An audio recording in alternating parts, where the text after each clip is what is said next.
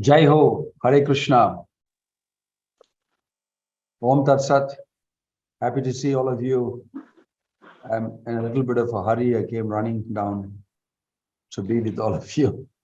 And I've still not buttoned up my kurta. Sorry. I have to do a little bit of dressing in front of you. Hope all of you are doing great. Yes, Maharaj. How are you doing? Doing good, Maharaj. Just wanted to share that I happened to visit Tirupati last week. And another thing is, I also happened to stay at ISKCON guest house just by ISKCON temple. Okay. Wonderful. Yeah, we have a nice facility in Tirupati in ISKCON. So you had darshan of Yeluguntanuvada Govinda Govinda. Yes. And also Padmavati temple and also Kalahasti. So we did all of that. Okay. That's wonderful. That's wonderful. So how are the others doing? How is Priya doing? Very good, Maharaj. You're doing very good. Wow. I like to hear that. Yes, Dr. Sandhya ji, how's life?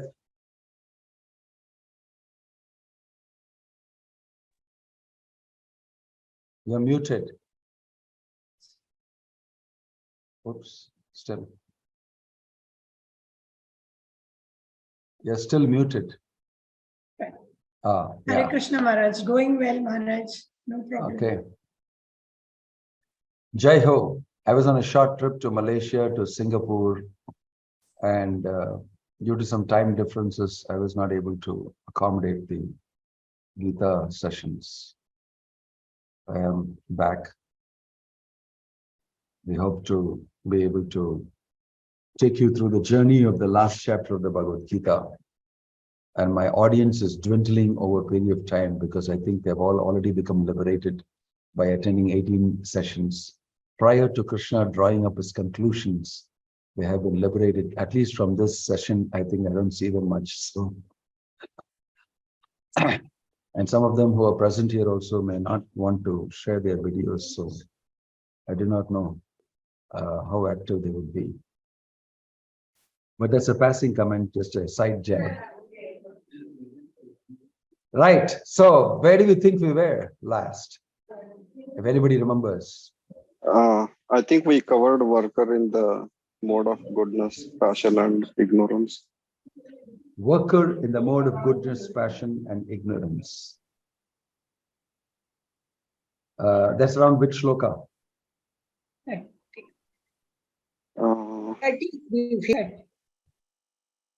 28.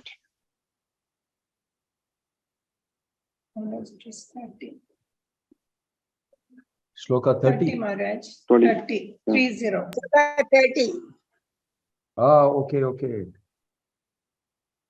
So 29 says, O winner of wealth, now please listen as I tell you in detail of the different kinds of understanding and determination according to the three modes of material nature.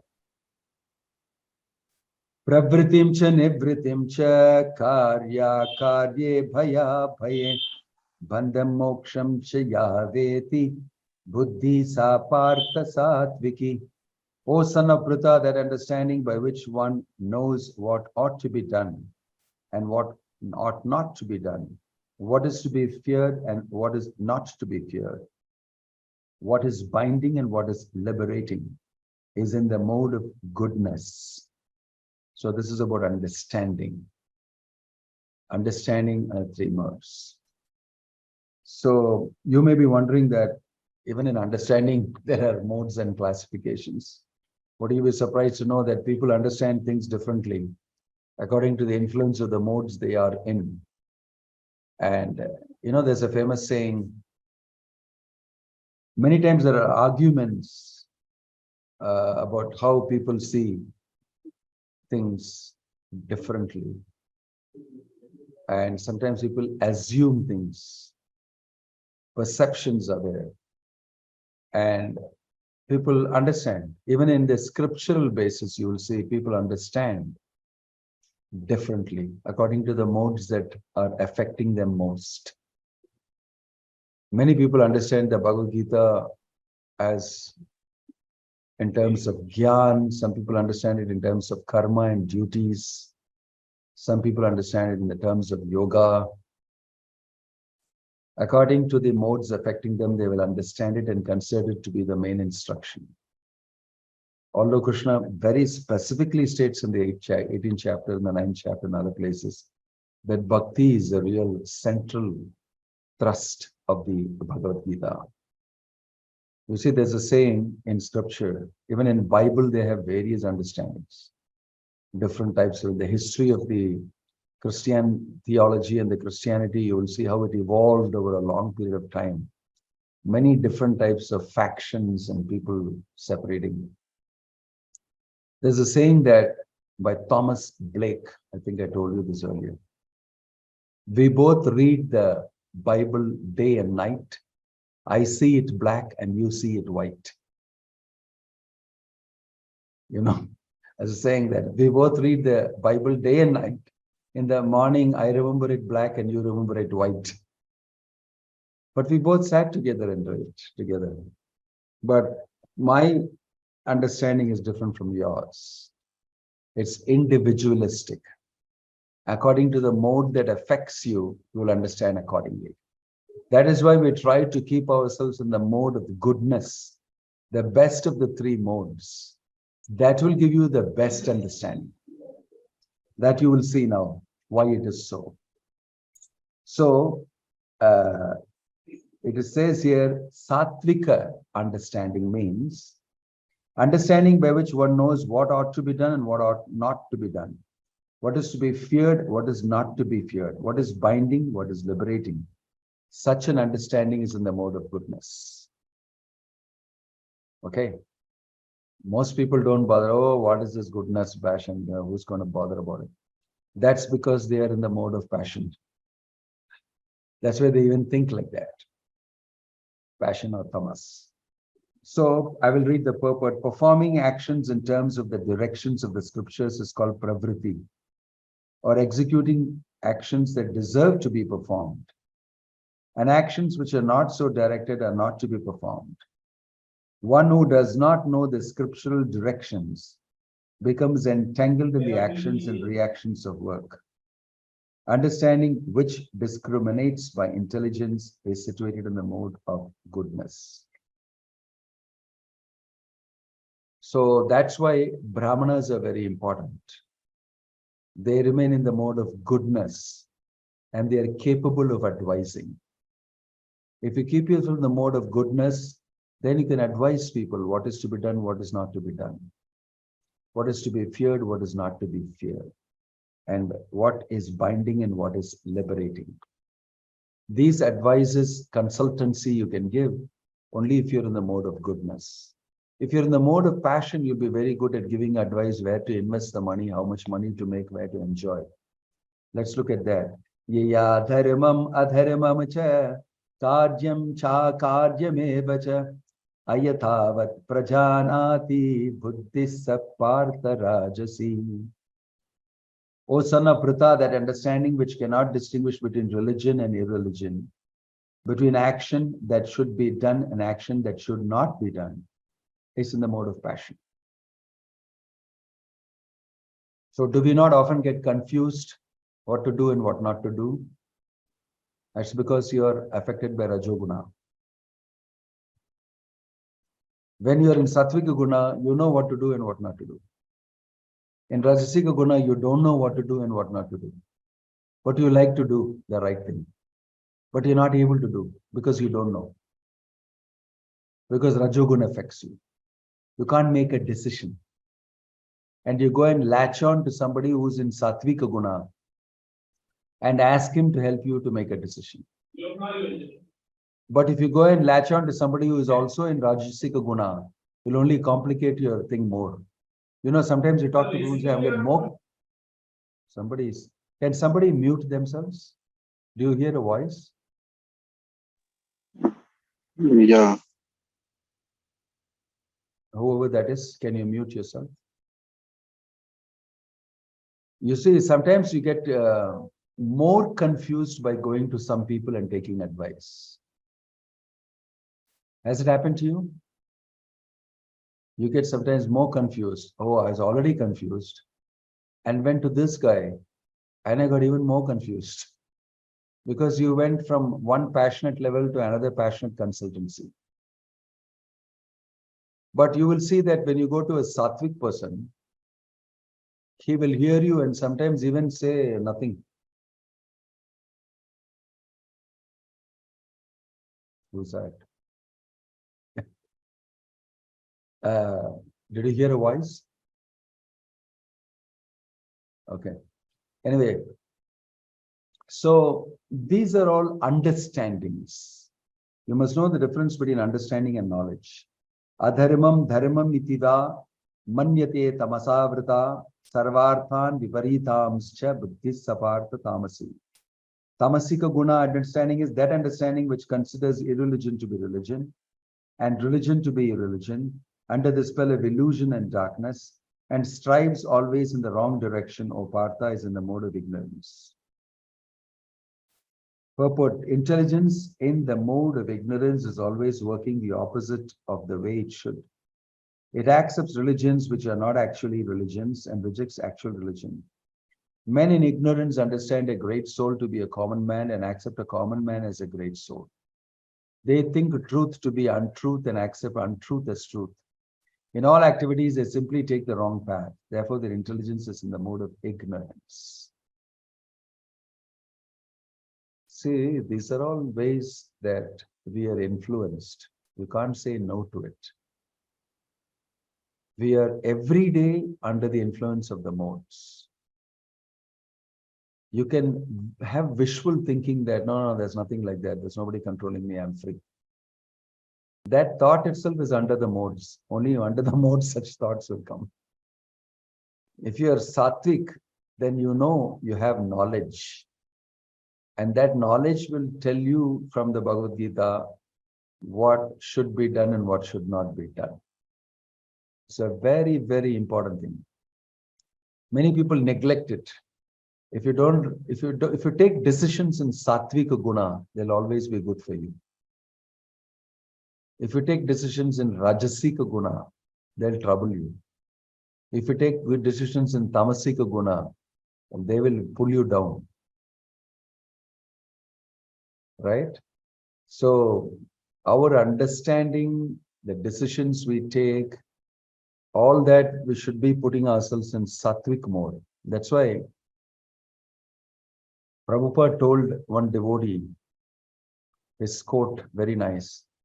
He said, to manage an organization like ours, you need a cool head. He said, when you feel agitated, just chant Hare Krishna and relax, and things will settle down. And he gave the example of water, muddy water that is disturbed. He said, you simply leave it there without touching it for some time, the dust will settle down and you can very clearly see through it. He said, in the same way, when you feel agitated, just chant Hare Krishna loudly and relax. And then you'll come to a state of peace and calm. You will be in a better position to answer and take a good decision. He actually said this to a devotee. So many times we should not take decisions in tamasika guna and rajoguna. They are not going to be very conducive to progress. But a lot of times people take decisions in rajasika guna and tamasika guna only in this world. Because that's the type of situation they put themselves into. And that's the type of situation that they find conducive. It's very strange. Anyway, this is what Krishna is saying. Then here we go further. Dritya yaya dharayate manah pranendriya kriya yogena vyabhicharinya dritihi sapartha satviki. O son of Pritha, that determination which is unbreakable. which is sustained with steadfastness by yoga practice, and which thus controls the activities of the mind, life, and senses, is determination in the mode of goodness. Everything can be classified according to the three modes. So it says that Dhritya Yaya Dharayate. One can sustain. So may people make, New Year resolutions. They should read this. Many times we fail in our determination to control our mind and our senses, to control our, proclivities. It's important to read that if you are in the mode of goodness, you're in a better position to be determined. What is the determination required for somebody to cross the ocean in one leap, like Hanuman did? To determine yourself, I must find Sita. I will find Sita. And to move across there into a completely unknown place with a demon king and make an entry. Hanuman's whole yatra to Lanka and back, which is nicely described in the Ramayana, one of the most famous parts of the Ramayana, is a wonderful story of determination. He's determined that I have with me the blessing of Rama, I have the name of Rama, and I have been assigned this service directly by Rama. What more do I need? I only need to be determined to execute it. And there'll be victory for me. You see? Yatra Yogeshwaro Krishna Yatra Partha Dhanurdharada Tatra Sri Vijayo Bhuti Dhruvanitir Matir Mama. The last shloka of Bhagavad Gita says that wherever there is Krishna and Arjuna, there'll be victory, there'll be success. So people who are Krishna conscious are actually successful. Bhaktivedanta Swami Prabhupada at 70 years, he boards a ship, he has 2 heart attacks on the way, he lands up and starts the Krishna consciousness movement. And he faces again within 1 year another stroke. His left side gets paralyzed. He's taken to the hospital. And then he recuperates. And he comes back again with force. Goes back to India, comes back again. He travels 12 times or 13 times around the world in a span of 10 years, 12 years, and leaves the planet. He's powerfully determined to go to a foreign land and preach Krishna consciousness to people who don't know anything from anything. This is determination. Very sattvically placed. Strongly, deeply, internally determined. A sattvic person outside, you don't see him very nervous and like this thing. You see him pretty cool outside because the determination is rooted inside deeply. He can afford to be cool outside. And the determination is not rooted inside. It is, very rigid outside. That's different. Sattvic determination means very solidly placed inside, depending on Krishna. Prabhupada is a brilliant example of that. The worst of dangers come and strike him in America. He simply remains very cool, chanting Hare Krishna and continuing his service to Krishna. Let's see what happens. After all, I'm serving Krishna. What is Krishna's plan? So bold, courageous, determined, and he pulls it off in a wonderful way. So the strength of people who are sattvika, in sattvika guna, is very deep. We will see more of it. Yoga is a means to understand the Supreme Soul, one who is steadily fixed in the Supreme Soul with determination, concentrating one's mind, life, and sensory activities in the Supreme, engages in Krishna consciousness. That sort of determination is in the mode of goodness.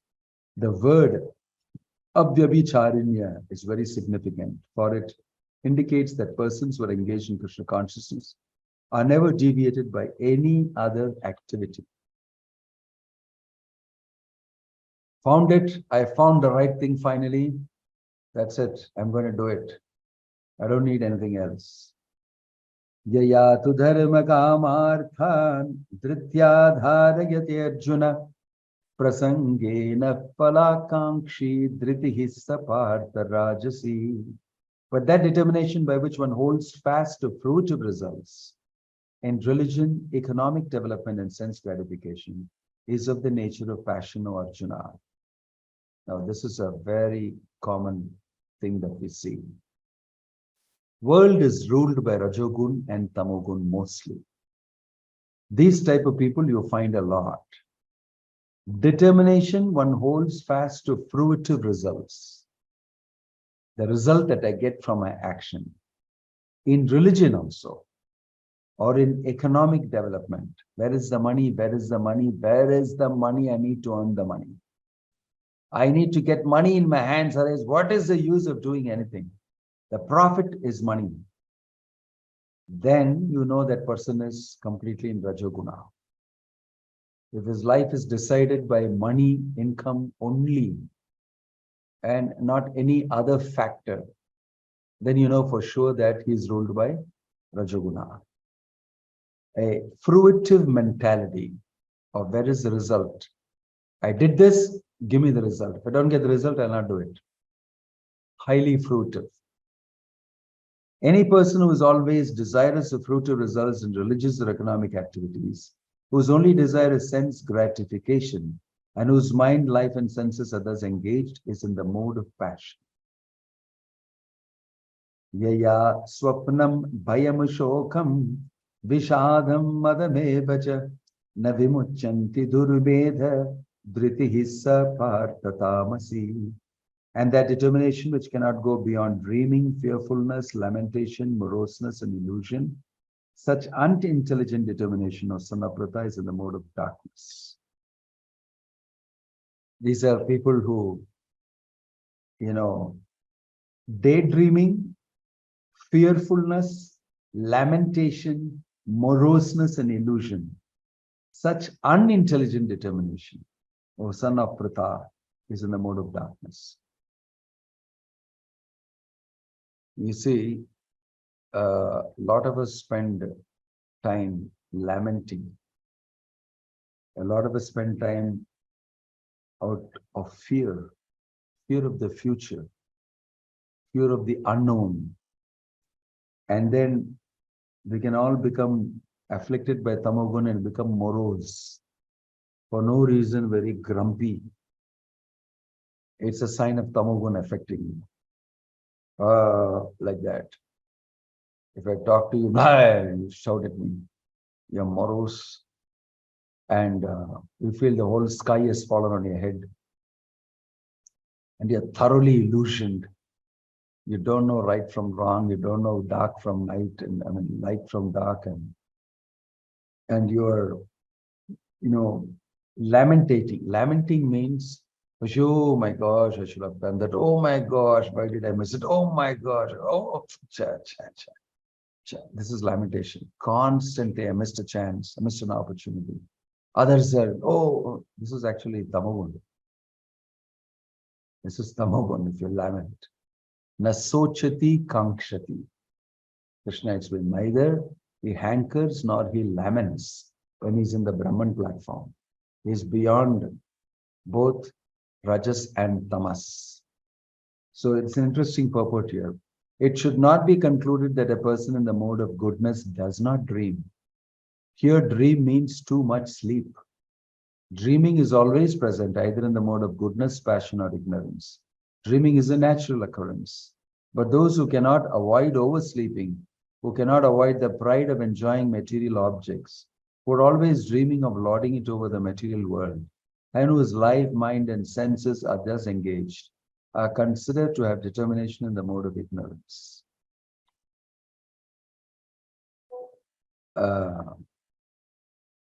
This speaks it all.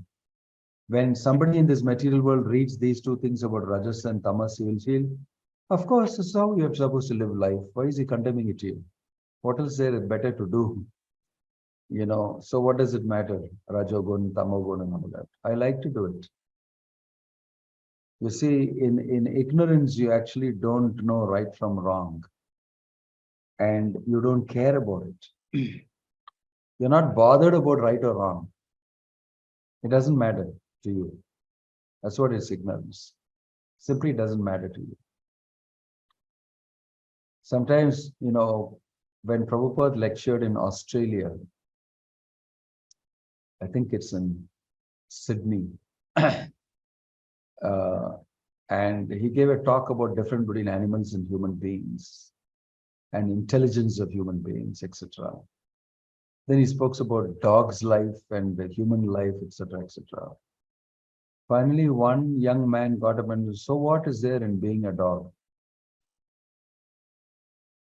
What is there in being a dog? A dog is a dog. Like that, he argued for being a dog. Prabhupada said, then go ahead, be a dog. Something like that he commented. Then on his way back, he said, these people are all fully afflicted by tamogun. They don't even appreciate that there is a higher life that they have in the form of a human being. And their thoughts have come so much under the influence of tamas that they are thinking, I don't mind being a dog. The values of his life have come so low, and his whole understanding of life has come so low that he doesn't mind being a dog. Animals are normally in tamoguna. In fact, he's getting attracted to being a dog. When he says that, what is wrong in being a dog? So Prabhupada said, this is tamogun. There's no point speaking philosophy to these people. He said, you should simply feed them prasadam and sing a lot of kirtan. Then there is a hope that they'll get purified and rise up to a level of sattvika guna. Same thing he said in Africa also. He said, these people are too tamasic. You do a lot of huge kirtan with them. And they were very interested in kirtan and jumping, dancing, and loudly singing the Mahamantra, beating their African drums and all that. So he said that is the best for them. Do kirtan and give them a lot of prasadam to eat. And this way, gradually, they will give up their tamasic and rajasic activities. They'll be in a position to understand when they come to the sattvic guna. So we should map these things on ourselves. And at various parts of the day, we will feel influence of tamogun, rajogun, sattvika guna. Generally speaking, in the early morning, you will be in sattvika guna. You had a good night's rest. You get up in the morning, you'll feel good. You breathe the air, you feel good. I see that's a taste of sattvika guna. Then as the day breaks and you're ready to go for your job, rajasika guna sets in. Because in your mind, oh my gosh, my boss told me this, this fellow will come and harass me this way, I'll tell him this lie, I'll slip out of it like this. You have to plan, you have to politic, you have to do all these things, you have to be in rajoguna. You have to be in rajoguna. And the result of rajoguna is that you become very tired and miserable. When you come back home, you're really tired. You're fatigued mentally, intellectually, bodily. And you're ready to go into tamoguna, that is sleep.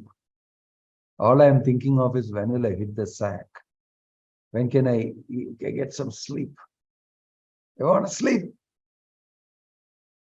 Kids cry because they want to go to sleep, and the mother says, okay, go to sleep, go to sleep. And very soon they sleep. They don't know that they need a sleep, but they're crying. They're crying. And the mother knows, no, he wants to sleep.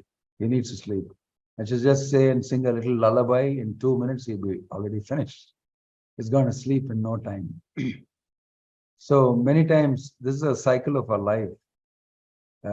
Most people, get up very late in the morning at 6:30, 7 o'clock after the sun rises and shines on their backside.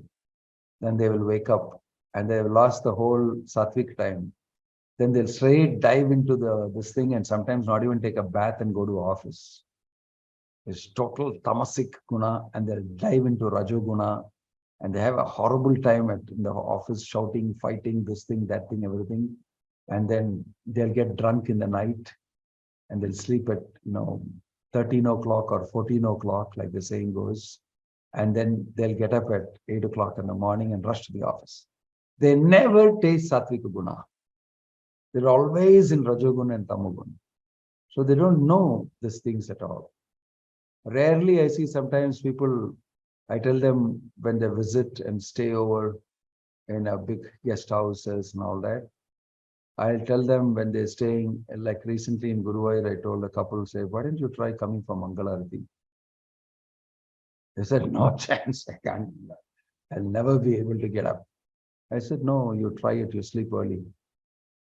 And then they tried it. They got up in the morning, came for Mangalarati, because they had to go for Nirmalya Darshan and all that.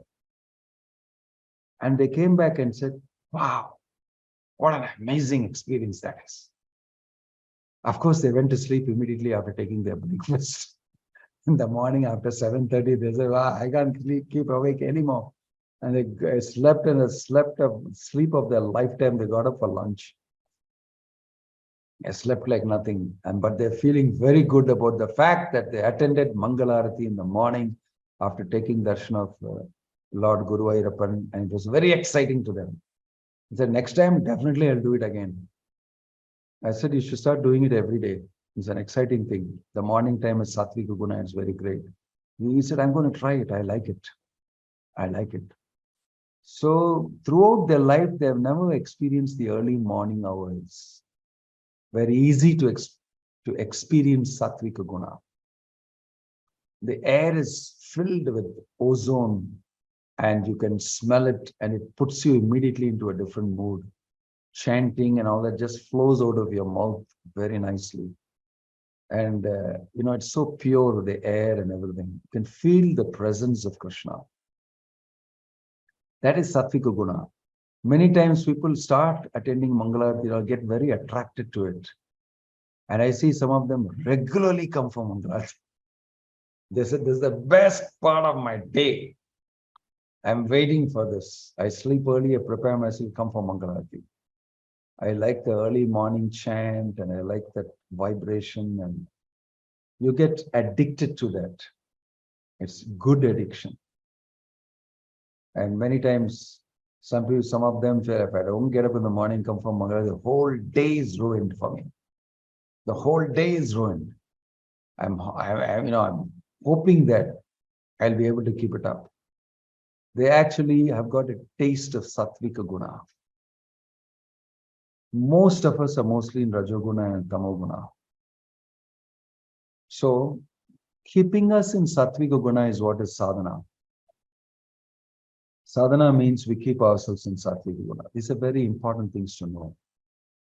In fact, the more we know some of these things and the more we appreciate it, the more actually we will be able to practice it. So here I go. Before I leave, I'll share the screen with you on a summarization of what we studied now.